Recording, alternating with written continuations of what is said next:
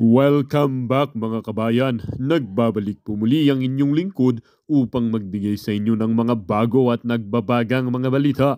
Trinaydor na rin ni Senator Amy Marcos ang pamilyang Duterte at pinaglaruan lang daw umano ang mga Duterte na kunwari ay susuportahan nila sila, ngunit hindi niya kayang talikuran ang kanyang kapatid na si Kuting na sakit sa ulo at sakit ng taong bayan at ng ating bansang Pilipinas.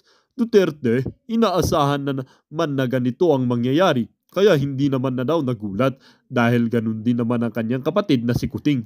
Sobrang pinapahiya na talaga nito mga Marcoses nito ang kanilang amang si Apo Lakay Marcos Sr. Talagang maraming umaasa sa mga Marcos na ito, ngunit ngayon wala na. Taliwas na mga utak nitong mga to at sarili na lamang ang iniisip. Para sa buong impormasyon, panoorin ang buong video at kung bago ka pa lamang sa aking channel, huwag kakalimutang mag-subscribe, pindutin ang notification bell at piliin ang all upang laging maging updated sa mga bago at nagbabagang mga balita at sa mga solid viewers natin dyan. Maraming salamat po sa patuloy na pagtangkilik sa ating channel. Ang isyung ito ay naging usap-usapin din sa mundo ng social media. Merong isang netizen na nagsabi, anong comment ni Super Ate dun sa pre-selected na mga importers ng sugars? Bakit siya absent sa botohan ng Maharlika Fund? Bakit walang nangyayari sa proposal na hybrid election under her committee? Bakit walang hearing do sa alleged na usapan sa Smart Magic as per Attorney Glenn sa isang kandidato noong 2022? Bakit di niya ma-follow up ang smuggler healing sa kapwa niya senador na may hawak ng komite? Bakit di niya mabanggit ang alleged smuggler partner na related sa First Lady? Bakit wala siya sa Lotto hearing? Pwede naman umattend ang ibang senadors kung gugustuhin. Bakit niya pa-convince si Sara kung alam niya palang tamad, incompetent at vangag ang kapatid niya? Dahil lang ba para sa pangalan nila sa EDCA? Malabo talaga yun kung may ex-deal for their alleged wealth. Hay! At sabi din naman ng isang netizen, basta ako consistent talaga. Tamba Kuting, Aimee and Buntod are magkakasabwat para pabagsakin ang mga Duterte. Si Aimee may 2 reasons yan kaya ayaw humiwalaw sa mga Duterte.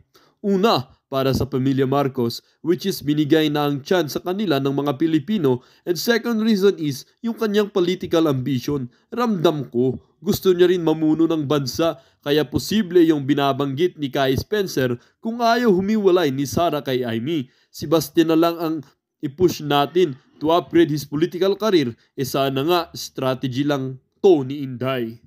Lang mangyari. So nakita ninyo mga retaliation, di ko mo igugur yung mga vloggers, ano yun, parang sinosomon or pinapahanap yung mga nagbantay nung prayer rally ni Duterte, yung mga ganun, basta may mga effect talaga yung mga bumabatikos pag sabihan mong bangag ang presidente, meron at merong mangyayari sa'yo. So, ang tanong ko doon, ulitin ko, hindi ba kayo nagtataka na kapag meron yung kaya natin na bumabatikos sa administrasyon nito, nagkakaroon ka ng threat, just like Banat Bay, di ba? Kaya nga siya nag-release ng video na kung merong mangyari sa kanya ay alam na natin kung sino yung may kagagawan. That's the after effect nung mga check and balance natin or pagbatikos natin sa gobyerno. Nakapagtataka, etong matagal ko ng katanungan to bakit itong si Aimee, from time to time, meron siyang mga batikos sa gobyerno. Di ba? Pero ang nakapagtataka, bakit hindi siya nililigwak or walang action na ginagawa sa kanya nung administrasyong ito? Di ba nakapagtataka na halimbawa tayong mga vloggers or like halimbawa sila Sas, sila Maharlika, merong mga patraidor na mga action ng ginagawang hindi man literal na or hindi naman rekta na ginagawa nila bongbong nila, but those people near them or those people yung mga tauhan ng administrasyon ito, may ginagawang action, eh. 'Di ba, like for example, sabi ni Bongbong, "We are not going to entertain ICC kasi meron tayong justice system." Tapos bigla-bigla nandiyan lang sila Irene Khan, nagmi-meeting sila, bigla-bigla meron nandiyan na pala sila sa Malacanang. So, ang nakapagtataka dito, batikos ng batikos itong si Amy Marcos sa administrasyon, eh, wala naman nangyayari sa kanya. Hindi ko sinasabi na dapat may mangyari sa kanya. Kaya lang ang isang pinagkakatakhan ko dito, bakit bakit parang untouchable siya, 'di ba? Parang untouchable na parang wala naman nangyayari sa kanya. Alam niyo is meron bang something, meron ba kayong pinag-usapan ng kapatid mo? Kasi nga isa pa sa pinagkakatakam dito, batikos siya ng batikos sa gobyerno, pero sinisave niya yung kanyang kapatid. So, alalahanin natin na sabi niya, "Mabait yung kapatid ko, itong mga tao na sa likod niya sila yung sumisira sa ano, hindi ako papayag na masisira yung pangalan ng or ang legacy ng aking tatay," yung ganito, ganyan. So, parang basically sinisave niya dito yung pangalang Marcos at sinisave niya dito yung kanyang kapatid, which is the very, effective mandate here is the president himself. I mean, sabihin na natin, okay, very rampant na nakikita natin si Tambaluslos, and the others like sila Ngiwing Benhur Abalos, sila Remulla, nakikita natin na very visible sila actions nila na ano ba naman yung mga to, kaya natin binabati ko sila. Particular, ang pinakaano dito si Tambaluslos. Pero ang back question natin dyan is, posible naman nagalaw si Martin Romualdez Tambaluslos na wala man lang utos mula sa president himself, di ba? So malaking katanungan ito na hindi natin pwedeng tanggalin sa picture yung president mismo kasi lahat naman ng mga possible na pangyayari sa ating bansa ay hindi yan mangyayari kung walang memo or utos or guidelines or whatever, briefing or you know what I mean, na hindi mangyayari yan kung walang any single word na manggagaling sa presidente. At sige, sasabihin na, paano si Lisa Marcos? Of course, magkasama yung dalawang yan. Kahit na sabihin na natin binubugbog ni Lisa Marcos or ginujumbag, kahit na ginujumbag yan, dalawa pa rin sila dyan.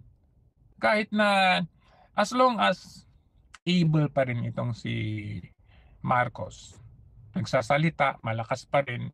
Unlike nung panahon nung kanyang tatay na bedridden na or nasa bed lang, hindi masyadong makapanood ng TV, hindi masyadong makabasa ng news, so hindi siya masyadong aware sa kanyang surroundings. So kahit binubugbog itong si Marcos or ginujumbag or whatever or binablak ayan, magkasama pa rin yung mga yan. So regardless, hindi natin pwedeng tanggalin na hindi mabait si Marcos, si Lisa lang talagang ano dito. Hindi pwede na si Lisa lang talaga. Kasi mag-asawa yung mga yan. Magkasama yan sa bed, magkasama sa room. Minu-minuto nag-uusap yung mga yan.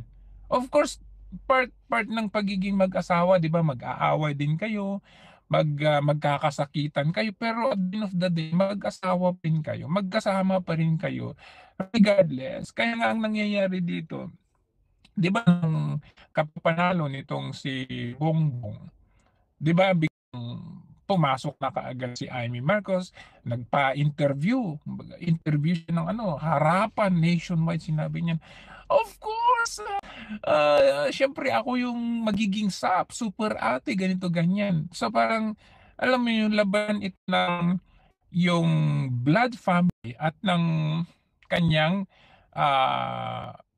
first family. Kumbaga, labanan ng Marcos at ng Araneta. Ibig sabihin, yung asawa niya at saka yung talagang pamilya, which is kapatid, siblings, and the mother. So, nagkaroon ng ano yan nagkaroon ng division na right there and then pagkatapos ng election. And in fact, even before election, may division na yan talaga. Kasi nga, at the end of the day, the reality is that sino ang mas matimbang kay Bongbong, di ba? Sabihin man natin ilang beses natin mas matimbang ang dugo, pero sino ba ang kinakasama ni Bongbong? Siyempre yung asawa niya.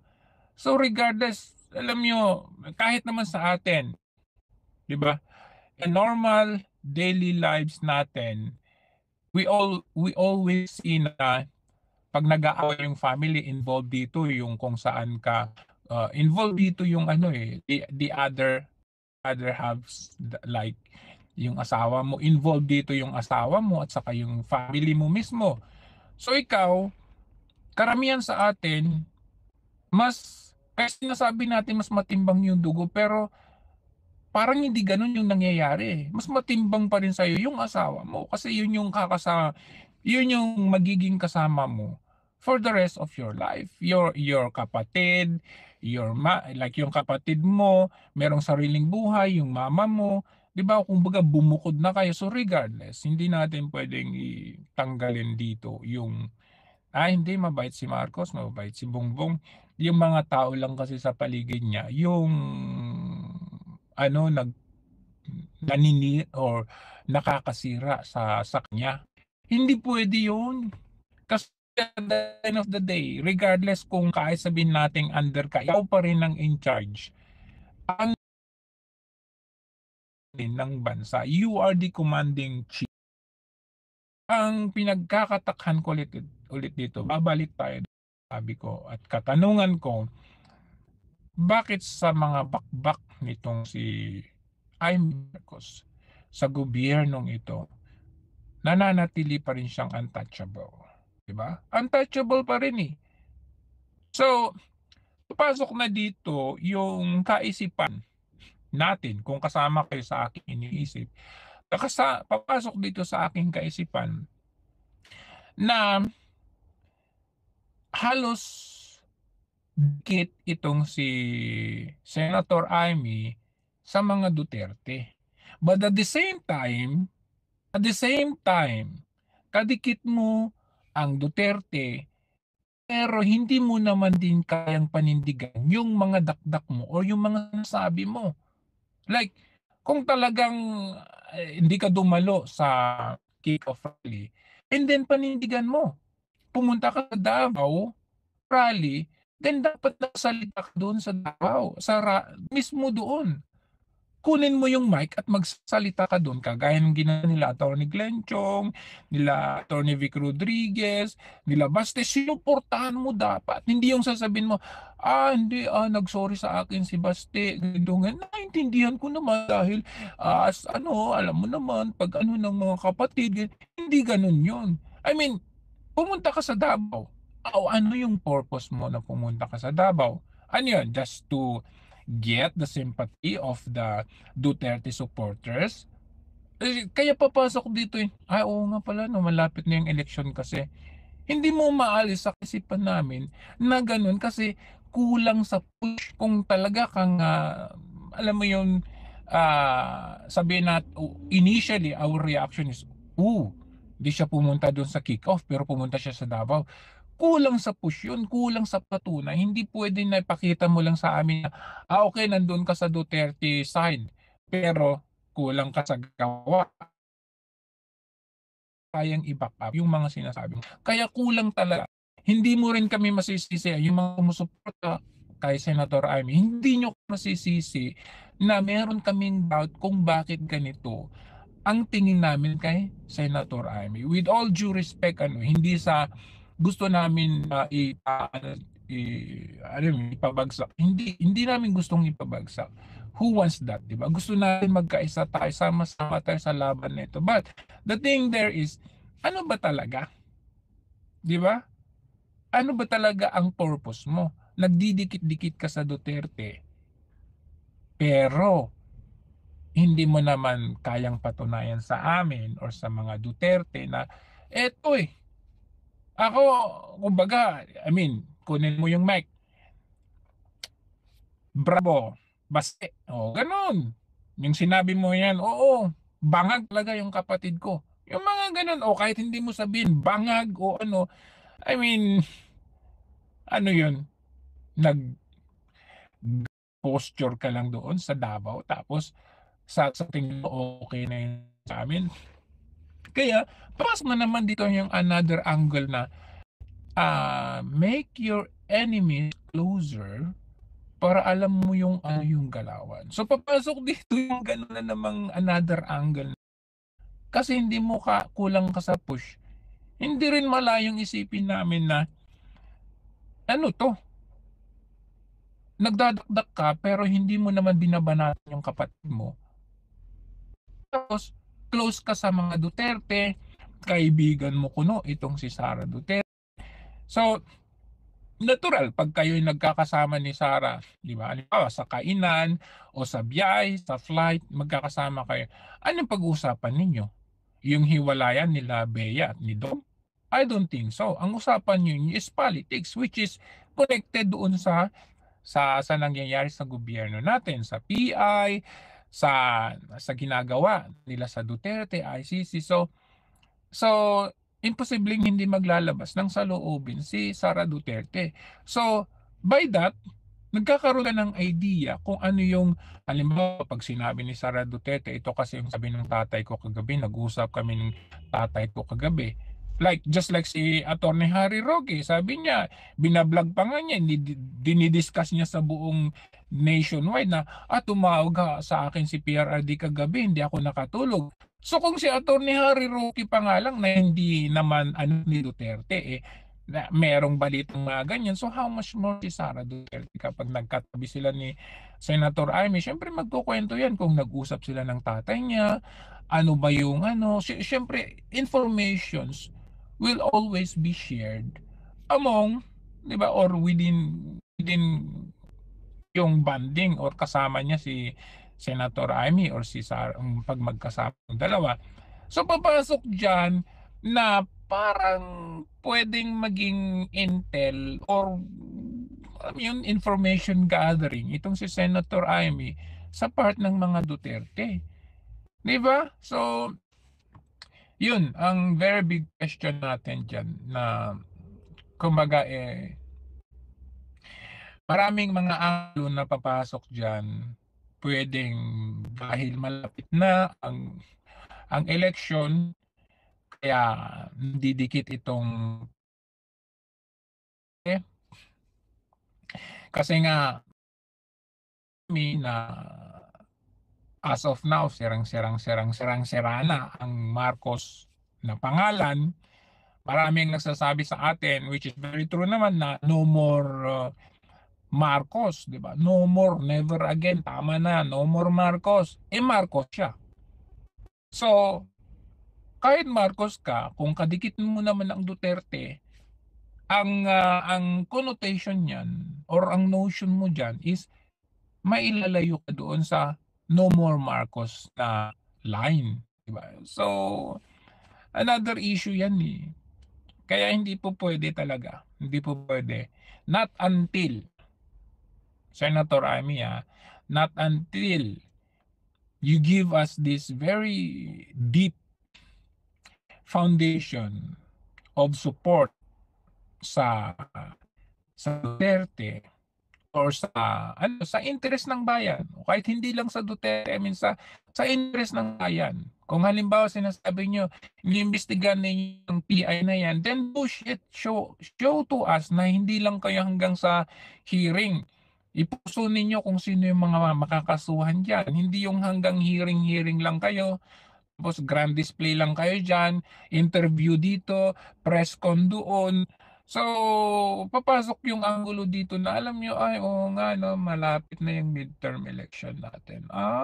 Okay.